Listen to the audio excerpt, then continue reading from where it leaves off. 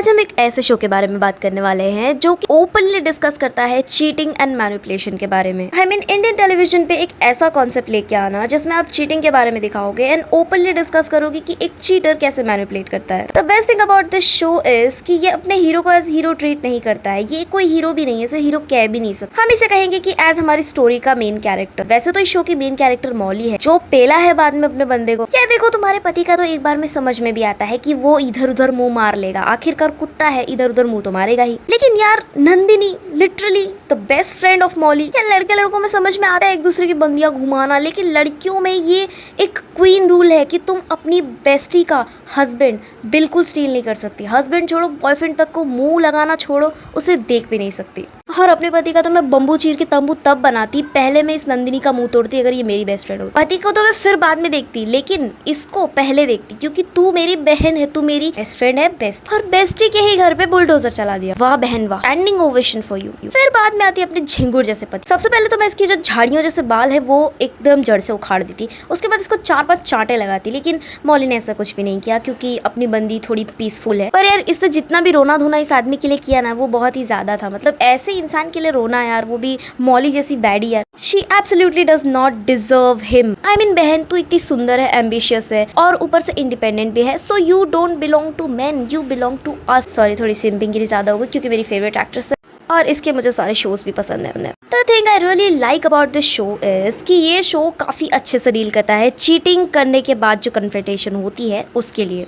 मतलब बंदी ने जो पेला है ना, हाथ चलाने की भी जरूरत नहीं पड़ी, सीधा ही जबान से लात मार दी बंदे को।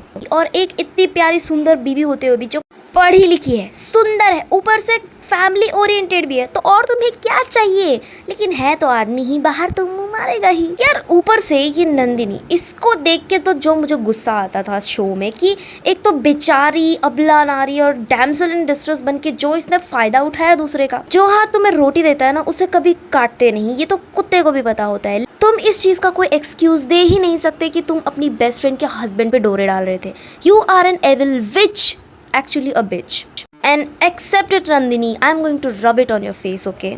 यार ये कैरेक्टर जब भी स्क्रीन पे आता था ना मेरा खून खौल जाता था कि क्या कर रही है ये बंदी अपनी बेस्ट फ्रेंड के पति पे यार। मतलब छी छी छी। इस शो को देखते वक्त ना एक नोटबुक लेकर बैठना चाहिए क्योंकि तुम कंफ्यूज होने वाले हो कि कौन इसमें किसका क्या लगता है। तो हमारे सबसे पहला और सबसे प्यारा कैरेक्टर है मौली जो कि है एक बैडी और कुणाल नाम के गधे की वाइफ। फिर दूसरे नंबर पर आती है नंदिनी जो कि है एक बहुत बड़ी बैड, जो कि नंदिनी की बेस्ट फ्रेंड है और ऊपर से एक बहुत बड़ी धोखेबाज है।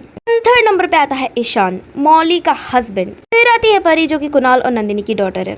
फिर आती है गेहूं के बीच की घून यानी कि मिष्टी जो कि मौली और कुणाल की बेटी है। और फिर ऑडियंस यानी कि हमें जाना पड़ेगा थेरेपी सेशन के लिए क्योंकि ये कोई सिंपल लव स्टोरी तो है नहीं। तो ये सिलसिला बदलते रिश्तों का जो शो है ये मौली, कुणाल और नंदिनी के अराउंड इनिशियली बिल्ड होता है। और शो का सेंट्रल आइडिया ये है कि सर्कमस्टेंसेस जिस तरह से रिलेशनशिप को चेंज कर देते हैं, स्पेशली जब एक्स्ट्रा मैरिटल अफेयर हो रहा हो तुम्हारे घर में और वो हरामखोर इंसान जिसे तुमने अपने घर में पनाह दी है बेचारा समझ के, वो तुम्हारे ही घर को अंदर से दीमक की तरह खा रहा है। यार इस स्टोरी में ये समझना कि कौन सही था, कौन गलत था और कौन बेचारा था, ये समझते समझते ही तुम्हारा आधा टाइम और प्राण दोनों निकल जाएंगे। सो स्टोरी स्टार्ट ही होती है कुणाल और मौली के साथ क्योंकि मौली पढ़ी लिखी गायनेकोलॉजिस्ट है और कुणाल एक पेडियाट्रिशियन। दोनों ही डॉक्टर्स हैं, दोनों ही सक्सेसफुल हैं और दोनों ने शादी भी कर। इनिशियली दोनों एक दूसरे को बहुत जेन्युइनली प्यार करते हैं। वही टेलीविजन की आइडियल मैरिड कपल वाली इमोशनल सपोर्ट करते थे और करियर में भी अच्छा खासा ही दोनों का चल रहा था। तो एक perfect family in short. Basically वही परफेक्ट कपल जिन्हें देखकर रिश्तेदार तुम्हें शादी के लिए फोर्स करते हैं। अगर स्टार्टिंग से कुणाल और मौली की मैरिज थोड़ी सी टॉक्सिक दिखाई जाती तो ऑडियंस बोल भी सकती थी कि चलो यार इस भड़वे को डिवोर्स दे दो और चलो खत्म करो बात। लेकिन यहाँ पर प्रॉब्लम ही वही है कि दोनों एक दूसरे को इक्वली प्यार करते थे और इसी वजह से ये बिट्रेयल इतना पेनफुल हो जाता है। अब आता है कहानी में कोमोलिका लेवल ट्विस्ट जो कि कोमोलिका जैसी दिखती तो नहीं है लेकिन अंदर से हरकतें उसकी वैसी ही होने वाली है बाद में। और नंदिनी को कोई रैंडम थर्ड पर्सन मत समझ, नंदिनी एक्चुअली मौली की चाइल्डहुड बेस्ट फ्रेंड है। दोनों का इतना पुराना कनेक्शन है कि जन्मों जन्मांतर की दोस्ती है, ऐसा समझ लो।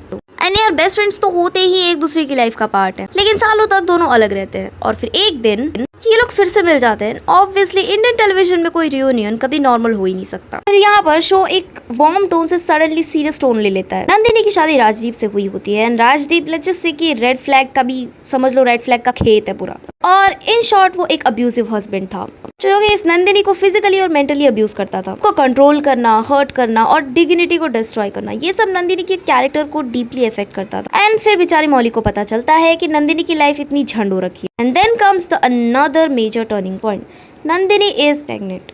और फिर उसके भड़वे पति का अब्यूज और इंटेंसिफाई हो जाता है। इवेंचुअली नंदिनी को हेल्प की जरूरत पड़ती है और मौली और कुणाल उसकी हेल्प करते हैं। नंदिनी उनके घर में रहने लगती है और यहीं से प्रॉब्लम स्टार्ट होती है, क्योंकि इसके बाद से एक्चुअल ट्रेलर खत्म और मेन मूवी स्टार्ट होती है। कुणाल इनिशियली नंदिनी की हेल्प करता है because she is vulnerable, he wants to protect her and he sees what she is been through. Slowly feeling start हो जाती है और यहाँ मैं कुणाल को एक एडवाइस देना चाहूंगी, आंखें नीचे और 20 कदम पीछे। Just stop it, man. You have a beautiful family, a wife. पानी P, go for a walk and think about your wife. Please get back. Don't complicate your life. But rabies लगा हुआ कुत्ता और प्यार में पागल लोग कभी किसी की बात नहीं सुनते। सबसे बड़ी बात, it's the best friend of your wife. कुछ लोग होते हैं ना जिन्हें अपनी लाइफ झंड ही चाहिए होती है, चाहे भले ही दुनिया कितनी ही अच्छी हो, उन्हें अपनी लाइफ झंड चाहिए। And Kunal is one of them. In his mind he was like, मैं नंदिनी को प्रोटेक्ट करना चाहता हूँ। फेयर इनफ है, लेकिन उसे एकदम ही गोद लेने की जरूरत नहीं पड़नी चाहिए ना भाई। And this is where the show becomes incredibly frustrating because feelings control करना तो इंसानों को आता ही नहीं ना। तो अगर किसी के लिए फीलिंग डेवलप करना एक नॉर्मल बात है, लेकिन अगर किसी की मैरिज में प्रॉब्लम है तो you have honesty, counselling, marriage में इशू सॉल्व हो सकते हैं, रिलेशनशिप को एंड कर दो, देयर आर ऑप्शन। लेकिन कुणाल द छिनाल ने चूज किया कि मुझे ये भी चाहिए, वो भी चाहिए, घर वाली भी चाहिए, बाहर वाली भी चाहिए, and he chose the catastrophic one. Problem वहां से चालू होती है जहां से Nandini also starts to reciprocate and she falls for Kunal. And eventually Nandini भी कुणाल के लिए फीलिंग्स डेवलप कर लेती है। Now imagine being Mouli, imagine your best friend and your husband दोनों एक दूसरे को पसंद करने लगे और दुनिया के सामने चिड़ी मारी करे तुम्हारी आंखों के सामने। वो मोमेंट जहाँ पर तुम्हें इमीडिएटली टीवी बंद करने का मन करे। उसे पता है कि मौली उस पर ट्रस्ट करती है, लेकिन नहीं, फिर भी दोनों को अपना लफड़ा तो चलाना ही है। And that's why Nandini's character become morally complicated and corrupted too. She is not some cartoonish villain. She is traumatized and she is vulnerable. Because genuine feelings does not automatically make the situation morally right. And जहाँ से सारा खेल खत्म होना चालू हुआ वो था the affair. Eventually Kunal and Nandini starts the relationship secretly, and this is the point where the show asks its central question: can something be emotionally genuine and still be morally wrong?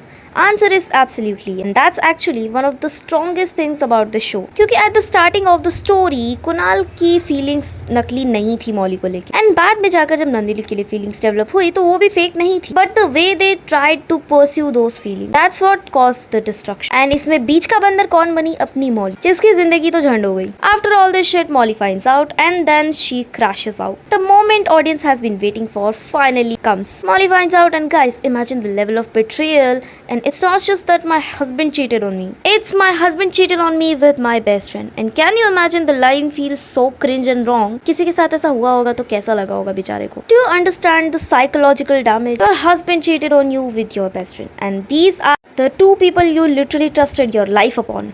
And that's double emotional damage. मतलब यार इन दोनों का relationship पे 1-to-1 offer चल रहा था. And this is where Aditi Sharma's performance carries a lot of emotional. Because Molly isn't simply angry. She's devastated and confused and betrayed at the same time. She's trying to understand how the two people who are closest to her could do this, and that's one of the strongest parts of the show. Then comes a devastating moment. Kunal leaves as he deserves to leave. After everything comes out, Kunal's betrayal becomes impossible to ignore, and even his own family is forced कि इस पागल ने ये क्या कर दिया. And Molly files for the divorce as rightfully she should, and eventually they both are separated. And here's where the show makes another interesting point. Sometimes love doesn't mean staying. You can still love someone and decide that you cannot live with the same person, and that's very important distinction. And Indian TV serial का सबसे favorite twist, Molly's pregnant. मौली को पता चलता है कि उसकी बेटी होने वाली है. There should have been a moment of hope, but no, misunderstandings happen and Kunal doesn't properly trust the situation. He accuses Molly of lying about the pregnancy. And this is the moment जब तुम्हें मन करेगा कि screen पे एक चप्पल फेंक के मारो, जो कि डायरेक्ट मतलब सीधा उस कैरेक्टर के मुंह पे ही जाके लगे. Bro, you are the one who destroyed the marriage and now you're questioning her too. Let the woman breathe bro. मेरा होता ना ये कोई रिश्तेदार, कसम से इसकी तो मैंने छित्तर उड़ा दी। The plot ultimately moves towards Kunal marrying Nandini while Molly बिचारी chooses to move forward on her own. And this is perhaps one of the most controversial moments क्योंकि Kunal and Nandini get married and Molly is left dealing with the destruction of her old life. This parallel is quite actually powerful. On one side, these both bitches who ruined a perfectly healthy बिचारी लड़की are now living their own life, while the victim on another hand इन दोनों गंजेड़ियों की हुए की सजा भुगत रही है। और यहाँ पे शो का इमोशनल कॉन्ट्रास्ट बिल्कुल ही ब्रूटल हो जाता है। एक तरफ is a new beginning और दूसरी तरफ someone else heartbreak। और अगर तुम्हें लग रहा है कि इंडियन टेलीविजन में पहली बार कोई शो कुछ अच्छा करने वाला है तो नो, यू आर रॉन्ग। इनकी टाइम लिमिट का तो कोई पता ही नहीं होता। अब आता है the villain of Indian television serials जो कि है टाइमली। स्टोरी में आता है कुछ सालों का leap and Molly now has a daughter, Mishti, and she has Ishan in her life. Ishan becomes an important person in Molly's life and वो एक तरह से उसकी बेटी का फादर फिगर भी होता है। And meanwhile Kunal returns from London with his daughter Pari. And यहाँ पर इंडियन सीरियल्स का सबसे फेवरेट चुम्बेश्वरी मूव आता है। परी और मिष्टी का भरत मिलाप होता है। They actually become friends. Audience भी हाँ ये कर लो पहले। They are actually half sisters. They just don't know it yet. And history repeating itself. First Molly and Nandini, now Mishti and Pari. And इस गधे को पता भी नहीं होता है that Mishti is his daughter. क्योंकि ऑडियंस को पता है कि ये टॉर्चर है तो हमें देखना ही पड़ेगा। Another classic television formula that audience know, characters doesn't know, everybody else's know, characters still doesn't know. And यही चीज कम से कम 2-4 हफ्ते तक राइटर्स का घर चलाने वाली। फिर इस बैड बिच की डेथ हो जाती है। I mean to say Nandini. And ये क्यों किया राइटर्स ने ये तो राइटर्स को भी नहीं पता क्योंकि मुझे उनके हाथ कटवाने, क्योंकि किसने बनाए ये मुजस्सिमा। Molly discovers that Nandini has died from cancer and this is our Molly gets into the guilt trip because she had every reason to hate Nandini. That girl cheated on her, betrayed her and she was involved with Kunal, contributing to the destruction of Molly's marriage. And yet while Molly learns that Nandini is dead, she doesn't celebrate. She breaks down and she feels the pain क्योंकि यार childhood best friend है, जो भी हो best friend है तो क्या ही कर सकते। और बेचारी इसमें खुद ही को गिल्ट ट्रिप कर लेती है कि मेरी बददुआ देने की वजह मेरी बेस्ट फ्रेंड टपक गई। And this is why this प्यारी सी character is my most favorite. After learning that Nandini is no more, वो उसकी बेटी की रिस्पॉन्सिबिलिटी ले लेती है। Same woman who broke her house. And that's not weakness, this is an emotional strength. क्योंकि बंदी अपना पल्ला झाड़ सकती थी लेकिन उसने नहीं किया क्योंकि उसने एक छोटे से बच्चे को देखा तो उसकी अब ये मेरी रिस्पॉन्सिबिलिटी बनती है। And let's just talk about this supportive green flag बंदा।